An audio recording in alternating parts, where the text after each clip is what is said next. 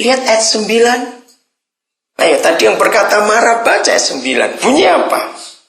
Tetapi Tuhan memanggil manusia itu dan berfirman kepadanya. Ayo, kalau Tuhan model kita atau model agama, kira-kira manggilnya gimana? Hei penjahat, kenapa kamu sembunyi?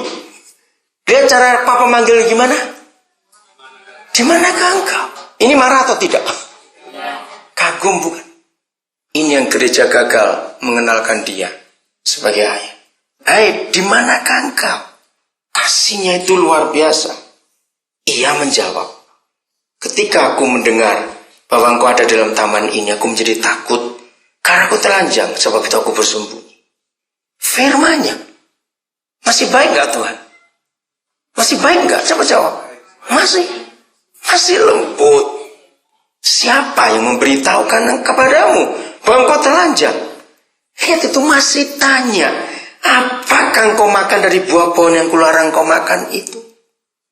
Kapan kita pernah mengenal Tuhan yang seperti ini? Inilah kegagalan gereja, saudara. Maka itu kalau kita memilih tema Ya Roh Kudus, baharui dan bangunkan gereja, itu bukan kita minta duit banyak-banyak untuk bangun gedung renovasi. Tidak, menara makin tinggi ngapain? Buang-buang duit, menara tinggi-tinggi nggak dipakai lagi. Coba kelelawar tinggal di situ. Maaf. Ya saya tuh ngapain tinggi-tinggi menara, buang-buang duit.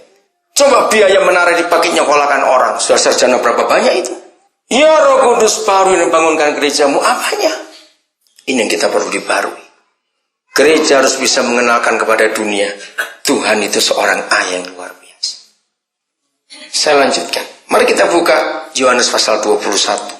Roh Kudus, engkau tolong kami untuk mengerti ini. Yohanes 21.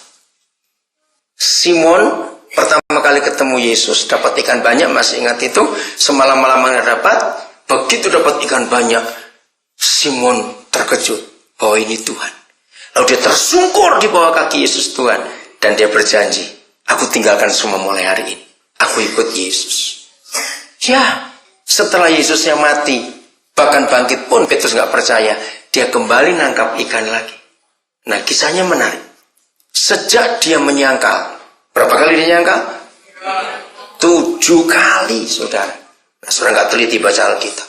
Loh, kok bisa 7 kali? Dengar. Yang 3 kali itu di halaman Imam Besar Kayafas. Itu 3 kali sebelum ayam berkokok.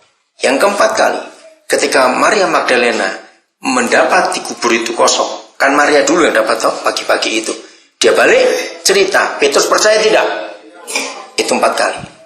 Kedua kali murid-murid perempuan lain yang bukan Maria datang ke kubur, tahu juga Yesus bangkit, mereka balik ke murid-murid yang lain.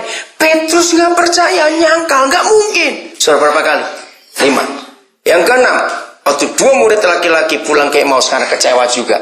Masih ingat? Lalu mereka ketemu siapa di jalan? Ketemu Yesus, sudah bangkit bukan? Mereka balik lagi, nggak jadi pulang kampung, balik lagi ke Yerusalem, memberitahukan Yesus bangkit, kami ketemu. Petrus bilang, itu nggak percaya. Bangkit apaan? Nggak mau percaya. Berapa kali? 6 kali. Yang ke-7 kali pagi itu, malam itu dia kembali ke hidup yang lama untuk cari ikan lagi. Maka itu hati-hati, jangan suka simpan perahu yang lama. Berarti dia simpan perahunya dong. Kalau nggak dapat dari mana dia? Perahunya itu. Simpen jalannya juga berarti Petrusnya. Ayo, maka itu ayo. Siapa hobi main judi lalu sampai simpen kartunya, awas. Siapa dulu terikat mabuk-mabuk masih simpen botol-botolnya, awas. Saya kadang-kadang jengkel ya, botol-botol minuman keras kok bagus-bagus itu ya. Awas kalau masih simpan. Nanti kalau saudara lemah bisa datang lagi itu, ngajak saudara berdosa. Nah, Petrus salah, dia nggak buang perahunya. Mungkin dia simpan sehingga dia balik lagi. 7 kali dia menyangka. Dan hari itu pertama kali Petrus jumpa Tuhannya setelah kebangkitan pertama kali. Kalau saudara baca teliti lucu, dia terjun telanjang sambil berenang itu karena kaget. Betul, dia telanjang waktu berenang. Saya nggak tahu di pantai pakai apa, nggak ditulis di situ. Begitu dia jumpa Tuhan Yesus, saudara. Masih ingat Tuhan Yesus ngomong apa? Dia minta Petrus jadi apa? Gembalakanlah domba-dombaku. Dengar baik-baik. Ini permintaan gila. Saudara, apakah Tuhan Yesus mabuk ngomong itu? Coba bayangkan. Bagaimana seorang penyangkal disuruh jadi gembala. Saudara ingat betul tidak? Bagaimana mungkin? Lo jawab iya atau tidak? Ayo, kalau saudara jadi seorang manajer punya anak buah begitu, kalau toh diterima lagi, pindah sekolah lagi, training lagi kamu. Betul? Itu yang saya kagum. Seharusnya Tuhan Yesus begitu jumpa Petrus, dia langsung naikkan lengan bajunya. Ini penyangkal itu, tonjok saja saudara. Lah ayo jujur ya, kalau Yesus model kayak kita, ayo. Ingat kurang ajar sekali, nggak ingat mertuamu sakit aku sembuhkan. Kamu mau tenggelam aku tolongin. Bilang nyangkal, nggak percaya lagi. Kalau saudara baca kitab Injil Markus menarik, ditulis ketika anak perempuan kecil, kan anak perempuan kecil bukan yang cuma lewat. Kamu kan juga pengikutnya. Sama bilang, sumpah aku nggak kenal dia. Bayangin, pakai sumpah lagi, saudara. Tuhan Yesus tahu. Saya beri ilustrasi begini ya supaya saudara tahu. Maka itu kegagalan gereja bukan soal bangunannya, bukan soal pendetanya sekolah tinggi atau tidak, bukan. Tapi kegagalan gereja karena kita tidak bisa menyatakan Tuhan sebagai Bapa kepada dunia ini. Kejadian Petrus itu begini. Kalau saudara seorang pemilik perusahaan, ya, lalu saudara punya karyawan, saudara punya produk-produk di perusahaan yang hebat sekali. Nah, salah seorang karyawan saudara itu tiba-tiba memberitahu semua langganan, jangan beli produk perusahaan ini bohong, ini palsu. Kira-kira kalau saudara direkturnya atau manajernya punya pegawai kayak gini, dia apain? Pecat. Betul nggak? Yang kurang ajar, betul. Kamu makan dari sini, kamu menyangkal lagi. Nah, akhirnya pegawai itu keluar. Suatu hari, saudara ketemu dia lagi. Nah, begitu ketemu, saudara nggak minta macam-macam. Mau nggak kau balik ikut aku langsung jadi manajer? Yang goblok siapa ini? Yang goblok siapa kalau begini? Loh, ini gembalakanlah domba-dombaku. Karena dia manajer bukan? Loh ya atau tidak? Coba jawab. Karena dia membawa anak buah banyak. Saya kagum pada hati Tuhan Yesus. Apa arti dua kejadian ini? Papa dan Tuhan Yesus punya hati yang sama.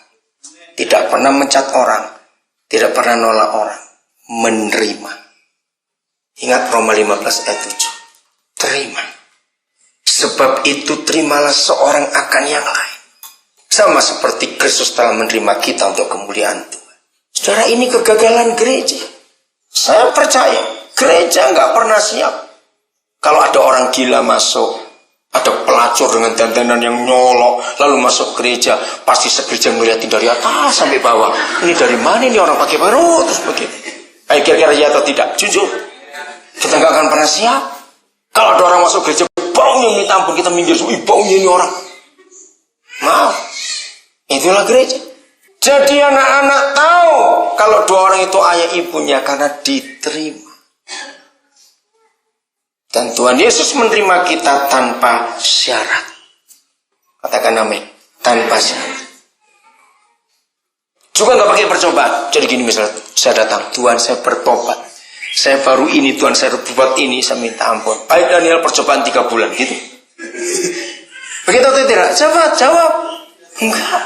Dia langsung terima kok kita bertobat. Apa bedanya mengenal dia sebagai Tuhan dan mengenal dia sebagai seorang ayah? Lalu kita cari, apa bedanya? Ketika gereja mengajarkan tentang orang-orang yang baru mau percaya Yesus masuk dalam anggota gereja, lalu ada kelas-kelas ya, namanya katekisasi, pelajaran ini, pelajaran itu. Saudara, itu salah. Contoh begini, kalau kita mengenal dia sebagai Tuhan, langsung yang muncul di benak kita adalah peraturan, karena dia Tuhan. Nah, lihat, mungkin nggak ada seorang ayah segila apapun ayah itu, maaf ya kalau saya pakai kata ini, begitu bayinya lahir, 2 jam kemudian si ayah berdiri di pinggir bayi. Kamu harus tahu peraturan di rumah ini. Jam 5 itu bangun, langsung ngepel, nyapu semuanya, terus baru boleh mandi dan makan. Kira-kira gitu tidak? Walaupun ayah itu gila, cepat jawab. Tidak. Peraturan jangan dikasih kepada anak yang baru lahir. Betul?